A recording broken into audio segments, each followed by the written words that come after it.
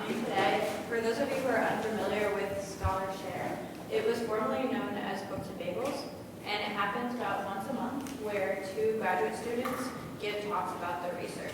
So if you're ever interested in talking or ScholarShare, you can fill out an inquiry form on our website. And it is co-sponsored by the GSA and the College. So today we have our moderator, Dr. Katie Van Aken, who was a recent grad from the Material Science Department and is now working as a postdoc in the Electrical Engineering Department. And she'll go ahead and introduce our speakers today. Thank you all. Thank you, Ariana. This is weird. I used to be that person. So great. All right. So our first speaker is Augie Manansong, right? She's a first year getting her PhD in the School of Education, and she's going to talk to us about mentoring in organization and academic context. So I will leave it to you. Thank you. And the way it's going to work is we'll have both talks, and then we can do a little Q&A afterwards. So keep your questions fresh, and we'll do a little discussion again.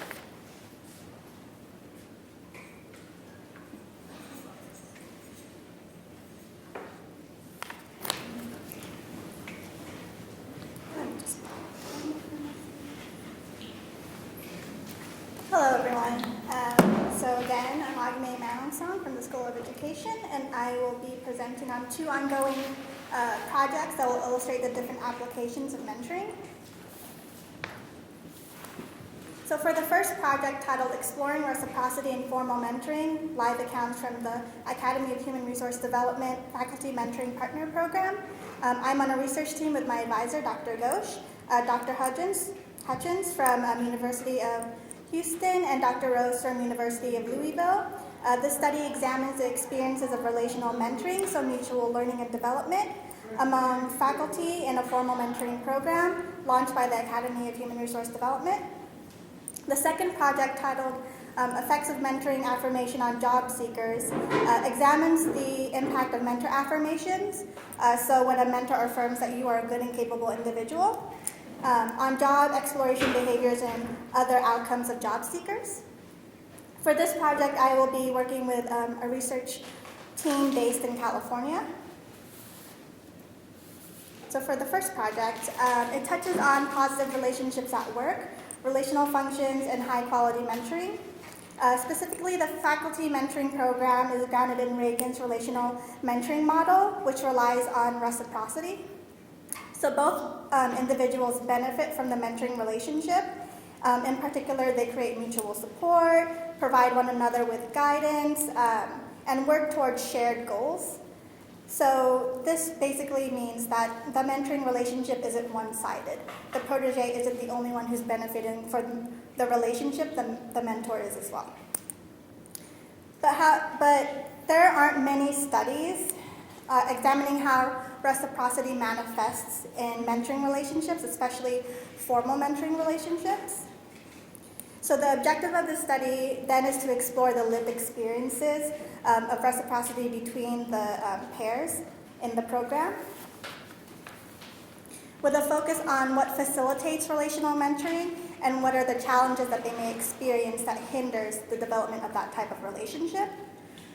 It's going to be a qualitative study, and we employed interpretive fenomenology, where the researchers conduct 1 or 2 one-hour-long semi-structured interviews with 28 participants, so that's 14 pairs. The first interview is focused on their prior mentoring experiences, and the second is focused on how they experienced mutuality over the year-long program with their partner. We're currently analyzing the data for themes in pairs and establishing inter-rater reliability on the themes that we identified. So the findings are, descriptions and uses of mentoring schemas, satisfaction with their partner, experience mutuality, and encounter challenges. For descriptions and use of mentoring schemas, the participants describe their mentoring schema developed from prior mentoring experiences. So a mentoring schema is basically a mental model of how they're going to go about mentoring a protege. And that was developed from prior experiences they had with mentoring. So these included, more hands-off approach with little corrective intervention on the part of the mentor, or a more traditional mentoring relationship where it was more hierarchical, where it was a senior, more experienced faculty member mentoring a novice, essentially, in their field. So they provided career and psychosocial support, such as guiding, role modeling, sponsorship, showing them how to go about advancing within that certain field. And then many of these mentoring schemas found their way into their current relationships. So some of the facets that they normally go about in their mentoring relationships found their way into how they went about developing their developmental relationships with their faculty partner. And then comments indicated satisfaction with pairings and programs, so they built trust, respect, and friendships among the partners. They also wanted to and experienced mutuality, so they shared their expertise on teaching, research, and service. Many of them started to work on research projects together with the goal of having publications and things like that. They also helped with cultural competency if the pairings were diverse, so if the two were from different cultures or different nations. And then they also established peer relationships. So again, they wanted to work together on mutually shared goals. So this is interesting because in the first interview, many of the participants who may or may not have been familiar with relational mentoring literature described aspects of relational mentoring that manifested in their prior relationships. So these are like trust, empathy, active listening, or a holistic perspective or approach, which is their mentor focused on both their personal and professional lives and addressing their protégés' concerns with regards to those two facets of their life. And this found its way into their current partnerships. So they were very much concerned about not just building a professional relationship, but also supporting one another with regards to personal concerns. So things like that.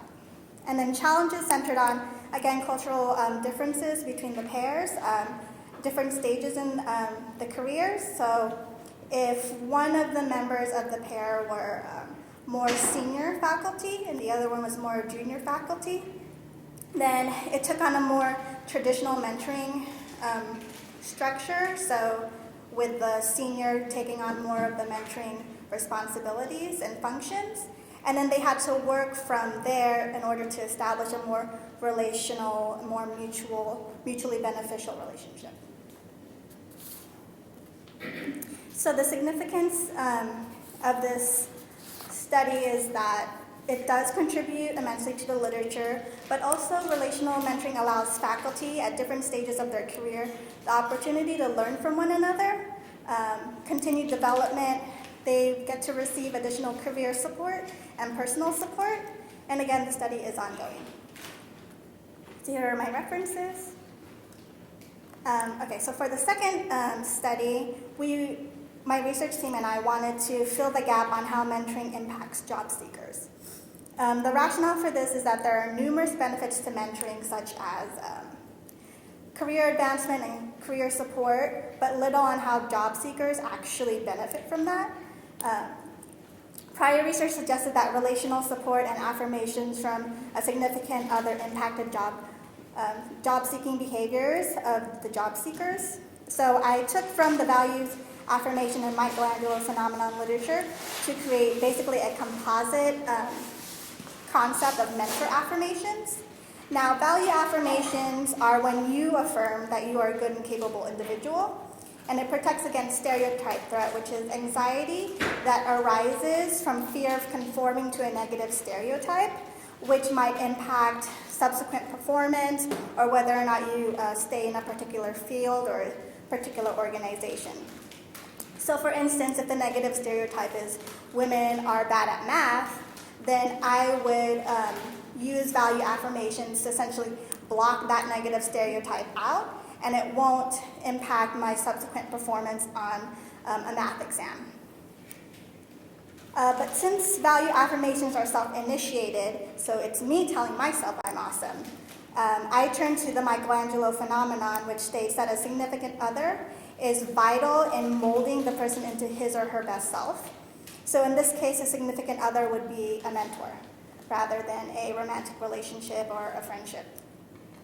So putting these together, the mentor affirms that the protege are good and capable individuals, which may impact their job-seeking behaviors and other outcomes, which I will get to in the next slide. And additionally, since minorities experience an immense amount of stereotype threat, they may benefit more from mentor affirmations. So the method will consist of participants completing a 20 or 30-minute survey. We will also collect a lot of demographic information on the participants and their mentors. We want to really determine whether or not minorities are benefiting more from mentor affirmations, or if at all. It's a longitudinal study, so we will be collecting follow-up data for the outcome variables, which I will show you in the next slide. And also, since job seekers may not be in a formal mentoring relationship because they're not associated with a current organization at that point, we will gather information on perceptions of mentoring they received from people in their social networks that they might say, hey, that's my mentor, that's my former mentor. And then we're gathering data from MTurk. So here's my model. We created this to show how mentoring may potentially benefit job seekers. So hopefully you guys can see that, but I'll go through it. So we are in the trying to submit something for AHRD stage, where we're basically finalizing our measures. So this may change a little bit, but not too much. So for perceived mentor affirmations, it's going to impact career self-efficacy. It's going to increase career self-efficacy, which is feelings of competency with regards to your career. And then that's going to impact job search behaviors by increasing them, increase movement towards your more ideal self, and decrease imposter syndrome, which are persistent, fraudulent feelings of your own abilities and achievements. And then mentor affirmations will also impact your perception that you're receiving mentoring, which will then also impact in the same direction the 3 outcome variables. And then minority status is going to moderate the relationship between perceived mentor affirmations, career self-efficacy, and perceived receipt of mentoring, because again, we hypothesize that minorities might benefit more from perceived mentor affirmations. And then so to conclude, the significance of this study is that it will extend and fill in the literature on mentor affirmations, on value affirmations, Michelangelo phenomenon, and job seekers. But more importantly, we hope the information will help mentors provide more psychosocial support through affirmations and increase the likelihood of positive outcomes for their proteges, especially when they graduate, which all of us will. And here are my references. Thank you.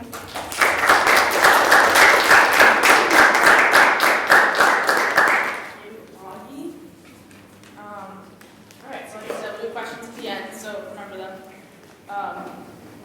Our next talk is going to be given by 2 ladies. We have Jenica Jansen and Victoria Pietruska. Yep, got it. And they're both JD PhD students in clinical psychology. So first of all, whoa, that feels like a lot. Maybe you can tell us a little bit about what that means.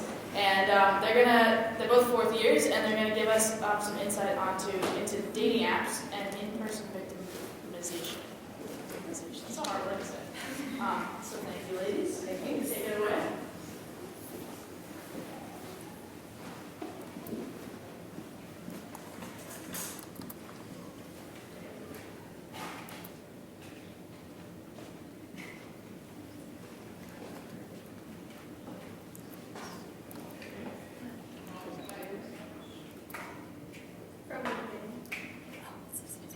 All right.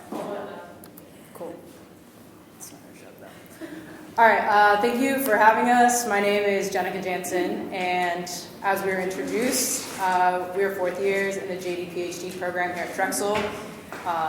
It is a joint degree program where we are in law school and doing our PhD in clinical forensic psychology at the same time. This study is kind of forensic, but it was more a curiosity project for both of us that we kind of took on in our spare time. And so I'm going to let Victoria go ahead and kick it off. Yeah, so hi, I'm Victoria. I'm in the JD PhD program as well. And so like Jenica said, this was kind of just a random brainchild project that developed into something. And so the way it came about is it's no secret that dating culture, at least in the United States, has changed to take advantage of the growth in technology. You've heard swipe right until you find the right person. And so that's kind of how we just kind of got curious about what kind of empirical information we can gather from that and how to capture the actual change in dating culture. So there used to be a lot of stigma about meeting someone online and then dating them, but that stigma has empirically been shown to be reducing as of late. And there's always been a little bit of curiosity in scholars in terms of the hookup culture, so how that impacts sexual assault, which is what we're going to be talking about and what we're interested in today, but also sexuality. So we really want to know the impact of these social changes so that they can help inform online safety. So how do you safely meet someone in person that you've only been talking to online, and what are some of the implications of offline encounters outside of the internet world? So as some background, we hear all the time, I'm sure we know someone who's used an online dating application to date, but to put some numbers to it, there are nearly 10 million daily users on Tinder. So we're going to be referencing Tinder a lot because I feel like that's like when you say it's like the Kleenex of tissues, right? You hear online dating application, you immediately think of Tinder. So when I say Tinder, though, I usually mean most online dating applications. But this one, there are 10 million users of Tinder, the actual app. But motivations for using online dating applications vary. So some people pick it up for the first time just to see, hey, what are these kids doing these days? And then they move on. Some people are looking for friendship. Some people are looking for a long-term partner. And some people are just looking for casual sexual encounters. Whatever your motivation is for using an online dating application is significantly related to your risk of cyber-facilitated in-person violence. And that's what we were most interested in. So we know that college students specifically experience online sexual harassment. Most studies that have been done on college students and their experience of online sexual harassment, but at a lower rate than non-students. So people who aren't students, who are using online dating applications or are in the online world, experience sexual harassment at a higher rate than college students. So some of the literature has said that maybe being a college student is a protective factor for whatever reason that may be. That's for someone else to determine, not us. So like I said, most studies have been conducted among college students, but online sexual victimization may be occurring, but are those who have and use online dating profiles more at risk for different types of victimization? So we wanted to create an online survey that captures a more up-to-date picture of how that changing dating culture has actually impacted people's real-life experiences, and at what rate do offline encounters occur. We don't know how many people meet people online and are actually taking it to the level of meeting someone face-to-face. And is this are these offline encounters related to the prevalence of online sexual victimization? And are online dating applications facilitating, so is that victimization happening? And is that facilitated through the use of dating applications? So what we did is we created an online dating victimization survey that pulled from other measures that have already been validated, and we posted it on Amazon Turk. For those of you who don't know what MTurk is, it's run by Amazon. People can use their Amazon account to sign up to be workers, and you can take surveys on there and get paid small amounts that go towards your Amazon account that you can then spend on whatever you want. So you do have to be careful when you post surveys, though. You want to make sure that you have measures that check how long people are timing when they're going through your questions so you know that they're actually reading them. You do want to check your data to make sure people didn't go through and click the same answer the whole time. And you do have checks to make sure that they're filling out each question as you go through. Some questions they have to like mandatorily click through or check yes to, and you have like reliance checks. So we incorporated that into our survey as well. We asked participants, do you have an online dating profile? If so, which one? Is it active? How do you use it? If they didn't have an online dating profile, we said, well, do you have other types of social media? What kind of social media do you use? How often are you on it? And then participants were given 2 subscales from the online victimization scale. And this included the general online victimization and the sexual online victimization subscales. We did need to tailor these a little bit because they were originally tailored for adolescents and cyberbullying. So we pulled those 2 scales, changed the language a little bit, and implemented them into our study. We followed up with questions about in-person victimization, a little bit what Victoria was talking about. In other words, if you do have an online dating profile and you met someone and then you met them in person, what happened then? And then the typical demographic questions that you follow up with. Our participants were a US sample of 167 people. We are still doing online data collecting. We're looking to get about 600, but for now we have about 167 who were about a mean age range of 32.4 years with a standard deviation of about 9.5 years. They're majority female and majority not Hispanic or Latino, but we did have like a fairly good racial breakdown. I'm sorry that this translated from my computer oddly to this one, but it was majority Caucasian, followed by Asian, and then followed by Black or African American.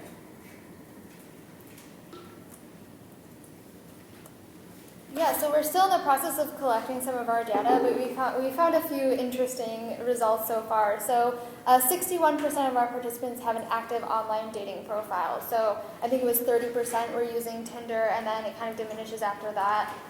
Bumble, I think it was 9%, Coffee Meets Bagel, and then we looked at things like Match.com, which was like 14%, OkCupid.com, and all the totals don't add up to 100% because people could click more than one and however many that they are active in.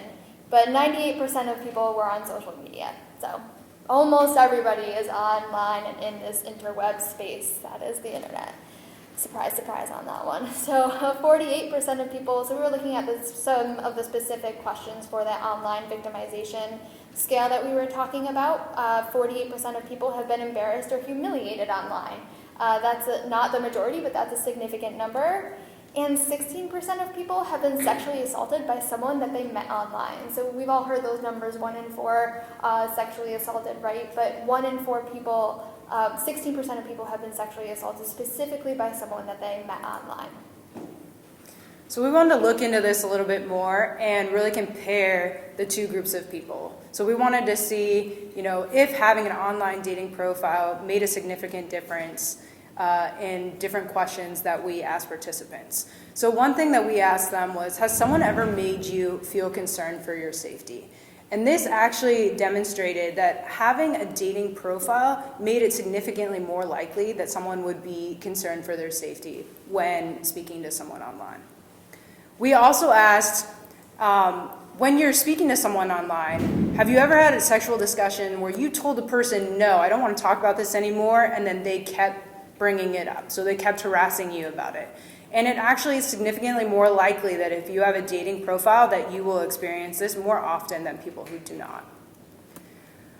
Also, same for bullying. If you have an online dating profile, it's significantly more likely that you'll experience some type of online bullying than if you don't have an online dating profile.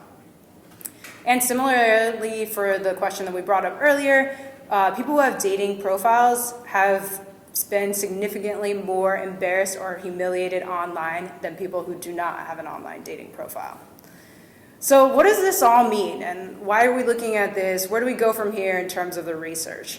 So like we talked about, the majority of people do have online profiles, whether it be social media or a dating application profile. And more than half of those people have experienced online or in-person victimization of some sort, whether it's bullying, in-person sexual assault, online humiliation or embarrassment.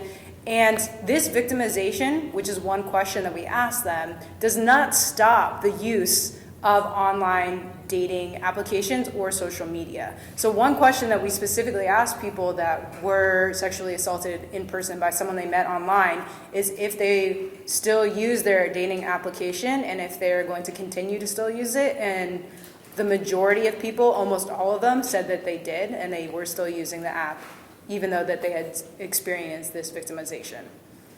So moving forward, we want to gather a larger sample to be able to complete a more comprehensive analysis, really comparing maybe the different types of applications and if those make a difference in terms of victimization levels, and also exploring other moderators that might be associated with this victimization, both in-person and online victimization.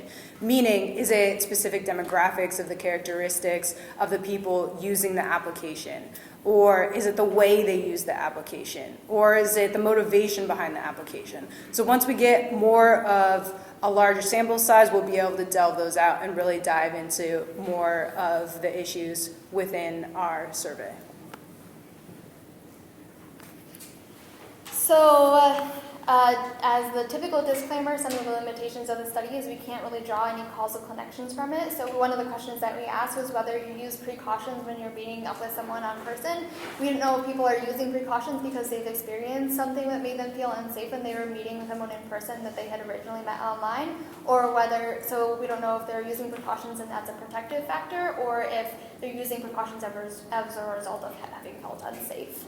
The online format of MTurk makes it really difficult still. I think MTurk is the new hot thing, but it's still not totally understood. And there are certain things like validation of your data that hasn't really been developed that well. So, for example, you can kind of see when someone's like, maybe they like skipped through the timing precautions that you've put on, but they're answering in a way that makes you think that they're just kind of trolling you, which is possible on the internet. And lastly, some representativeness concerns. So while our data was more diverse than the typical MTurk data that we captured, only like 6% of our participants were Black or African American, which that's not really representative of the community sample that we wanted to gather. Our population was also really highly educated, so a lot of people had a college degree or higher, which doesn't really get to the looking at college students versus looking at a community sample. But one thing that we want to do in the future and looking at our future directions would be investigating the impact of people's subjective experiences. So one question that we had was whether people were harassed and whether people felt harassed. And more people said that they felt harassed than were actually harassed. So are you looking at the definition, but you're still having this negative experience when you're on the online dating world, and how that might impact your other experiences. This also goes to talking about offline encounter safety. Are people aware of how to stay safe when they're meeting people that they haven't met before? Or does meeting people online give you a false sense of safety when you're still actually just meeting up with someone you don't know that well? We also, like Jenica said, we had to adapt some of the questions because the best measure that was out there was one that was geared toward bullying and looking at adolescents. So looking for measures that actually capture the true experience of online dating and social media use, especially considering that our mean age was like 32. So that's a pretty older age compared to adolescents. And so we're going to be conducting future research. I think originally this, with full disclosure, this original project came up because my roommate had been using Tinder a lot, and me as someone in the forensic psychology department thinking about sex offenders, I was like, well, have you looked them up on the sex offender registry? This is the thing, And so we originally had looked to see whether sexual offenders or registered sex offenders were using dating applications. And we decided, no, we should take a step back and see if victimization is actually happening. And now that we know that it is, we might continue to see, okay, so who's doing it? What's the point of having a sex offender registry if it's not keeping people safer, even though that's a really controversial thing? So looking at future research to try to see what kind of policy we can come from this and whether we can keep people safe. All right, thank you so much for your attention. That's our presentation. I guess we're going to do questions at the end, but if you have any burning questions that you don't get the chance to ask here today, you can feel free to email me at my Drexel account. Thank you. Thanks. right, so we're gonna set up a little Q&A session, so if the speakers can come back, we'll just have you step here, and we can open up the floor. Can you see both of mine? A little bit. Do you want me to move them there? Got it. Move the camera. That's smart. Smart guy. So we're gonna open up to questions.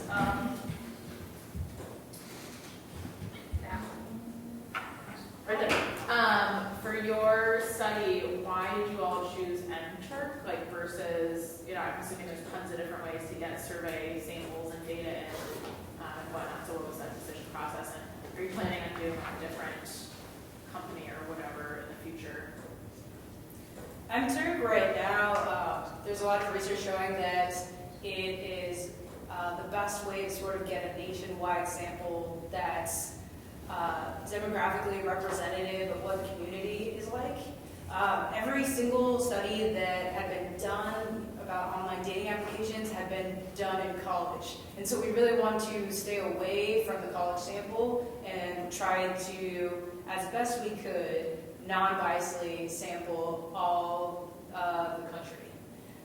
If another way comes up to do that, then we'll definitely explore that option. But right now, MTurk is like the best empirically based format. And you get your data really fast. Yeah.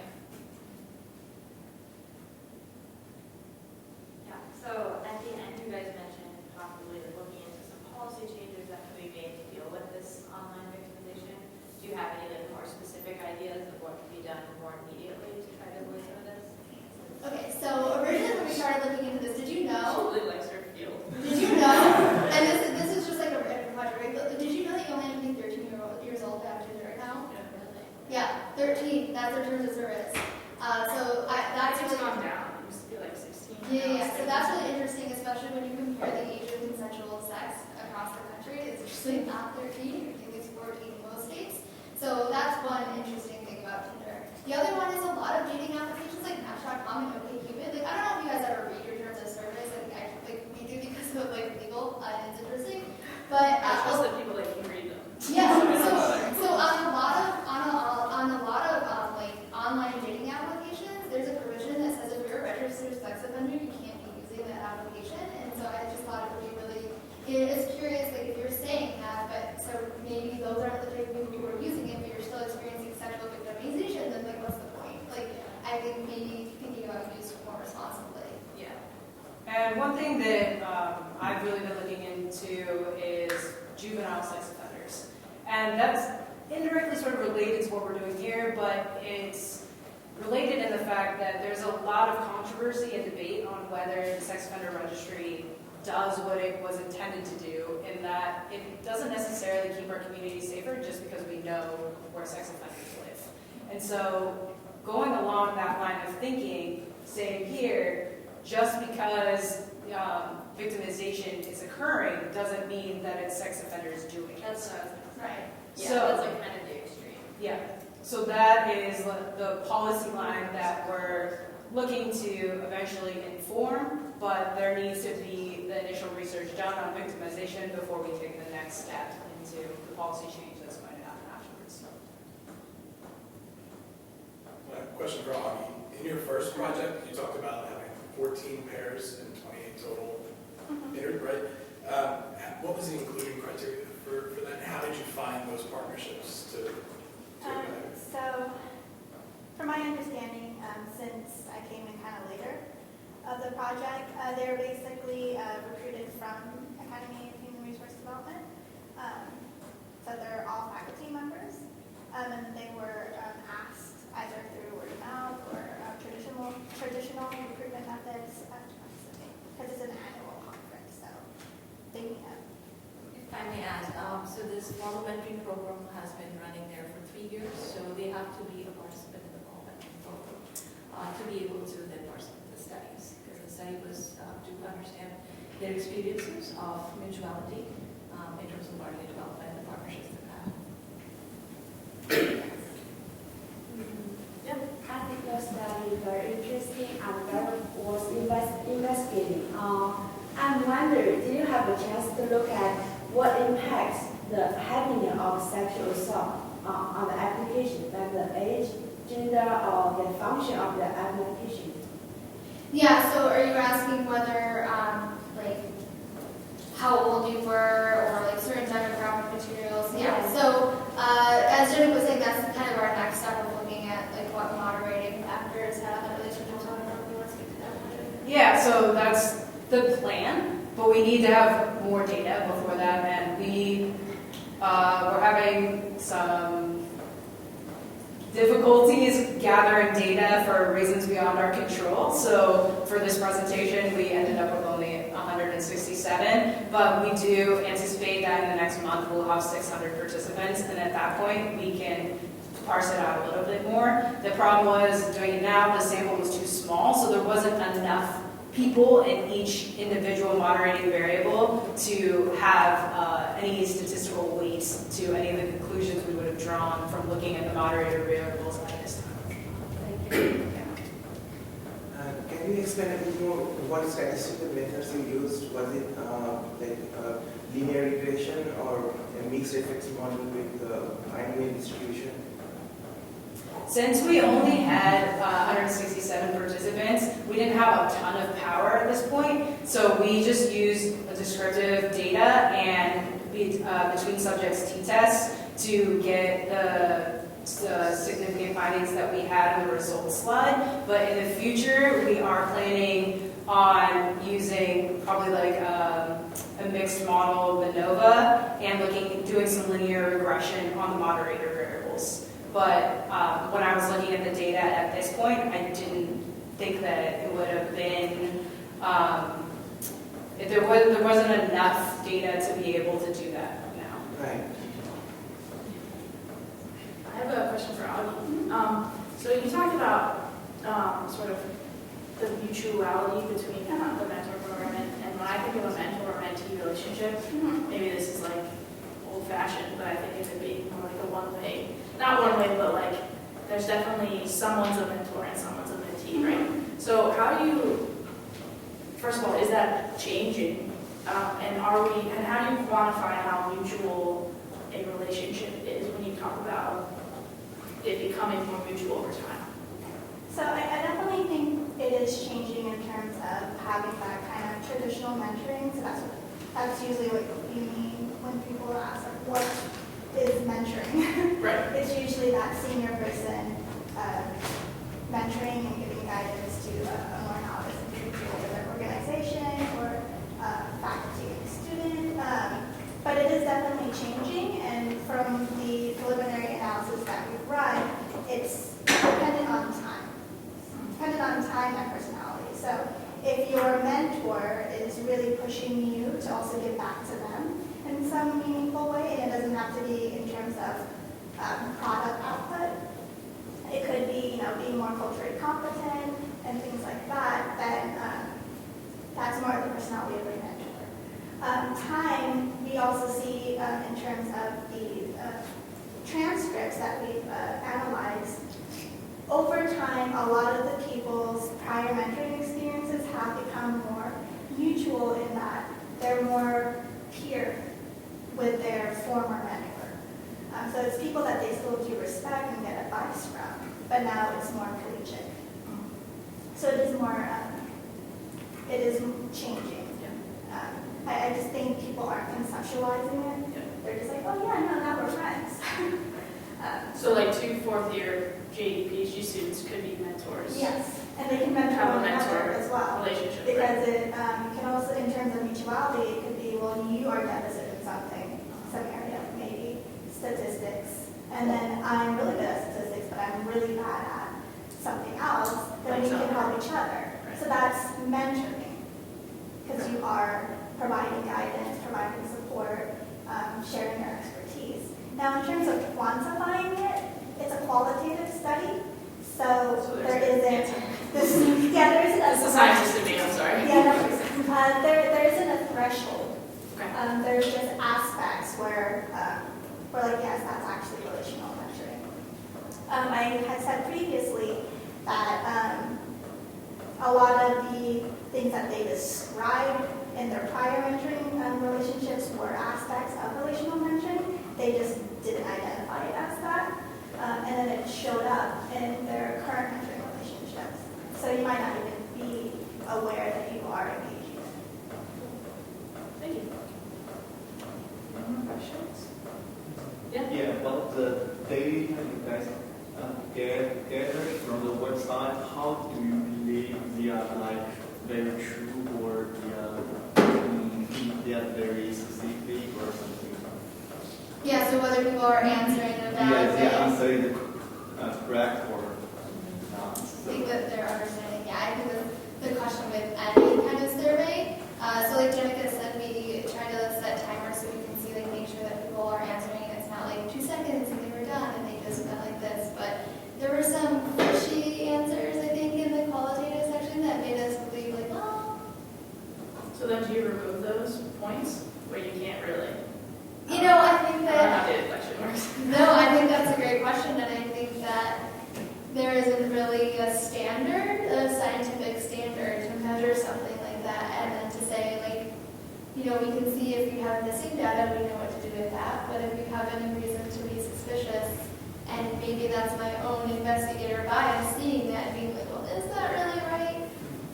So there's no way to quantify it, and there's no standard right now. Hopefully, as AHRD becomes to be a bit more accepted, if we start seeing that, then we can look at a little bit more validation. And this is your first survey. Like, are you thinking of ways you could develop a second run or like a second?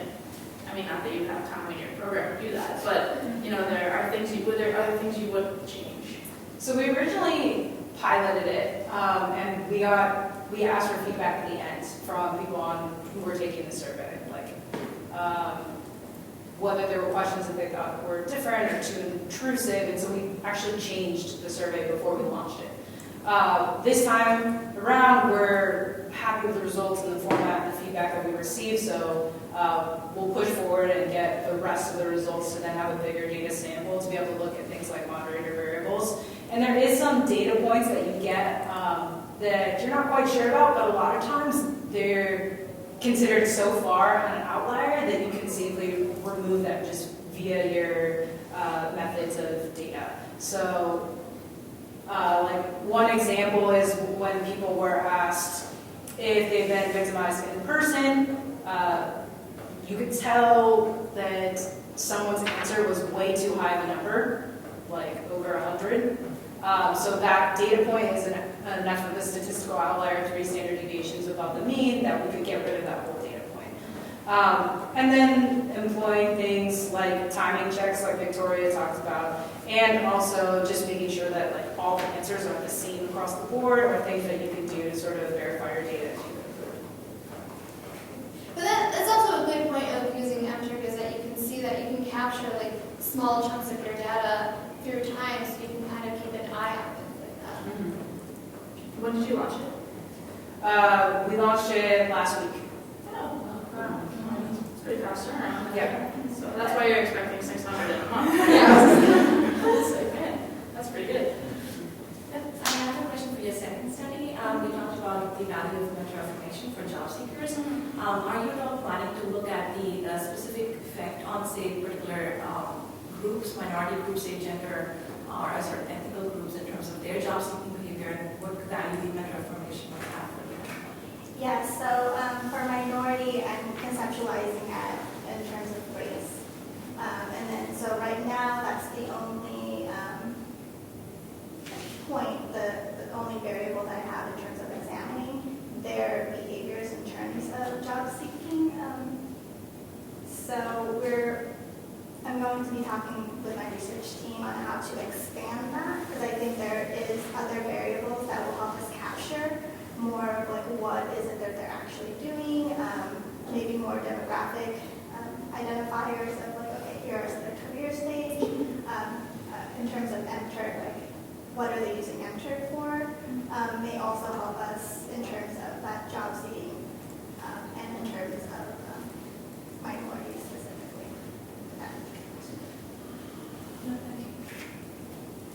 Time for like one more question?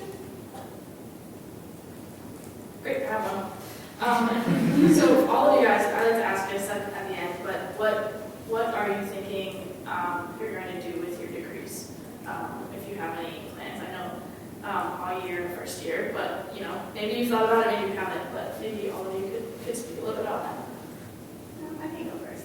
So I definitely do want to be a professor, and since one of my interests is more examining how mentoring can help women and minorities, I want to actually, I've thought it out. I want to be at a 4-year state college, and that's where the majority of a lot of minorities and women end up in terms of their enrollment. But we're seeing that they're not persisting, or the retention rates, maybe not so much for women, but the retention rates for minorities aren't that great. So I think that I can not just be a professor and a mentor to them, but also develop programs that will help them actually persist in terms of their degree and their career after. That was really thought out. That's great. More than I do. That's good. Okay. I originally applied to this program for the JD-PhD program at Drexel. Is the only one in the country, so moved here from California to enjoy the beautiful weather here in Philadelphia. Because I was working in the mental health field, and I felt like there was a systems level changes that needed to be made, and that was going to be made through legal policy work. But now being in the legal field and getting my PhD, I'm not so sure that that's true. But I do plan on taking the California bar and being a practicing attorney while also continuing to do research. So where that is going to lead me, not quite sure. Hopefully not into politics, but maybe that's the change that needs to be made. So I also came to the program because I wanted to study the intersection of law and psychology and how we can think about mental illness and psychology and legal policy. But some of my research interests lie in cognitive bias in forensic psychology, so heuristics and biases, and also the process of re-entering back into society after being incarcerated. So